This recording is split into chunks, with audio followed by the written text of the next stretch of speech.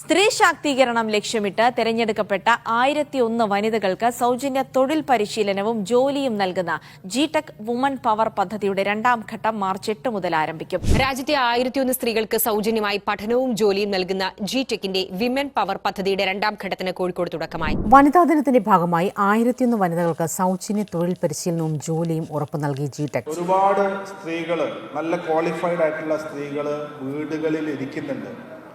അവർക്ക് എന്തൊക്കെയോ കാരണങ്ങൾ കൊണ്ട് പുറത്തിറങ്ങാനും ജോലി ചെയ്യാനൊക്കെ ഉള്ള പ്രയാസങ്ങളുണ്ട്. അപ്പോൾ ഇന്നത്തെ കാലഘട്ടം നമുക്കറിയാം, ടെക്നോളജിൻ്റെ കാലഘട്ടമാണ്. ഒരുപാട് ജോബ് ഓപ്പർച്യൂണിറ്റീസ് സ്വാഭാവികമായിട്ടും അവൈലബിൾ ആണ്.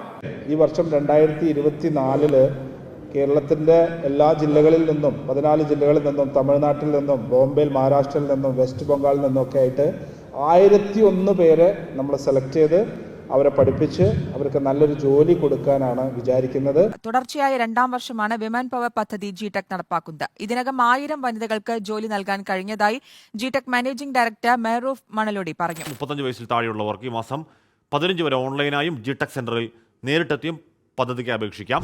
റോട്ടറി ഇന്റർനാഷണലിന്റെ സഹകരണത്തോടെയാണ് പദ്ധതി നടപ്പിലാക്കുന്നത്. G-TEC വുമൻസ് പവർ പദ്ധതി Kozhikode mayor doctor M Beena Philip ഉദ്ഘാടനം ചെയ്തു. ചടങ്ങിൽ G-TECന്റെ വിവിധ സെന്ററുകളിലേക്കുള്ള റോബോട്ടുകളുടെ വിതരണവും പ്ലേസ്മെന്റ് നേടിയവരുടെ ലിസ്റ്റ് ഉൾപ്പെടുത്തിയ പുസ്തകവും പ്രകാശനം ചെയ്തു.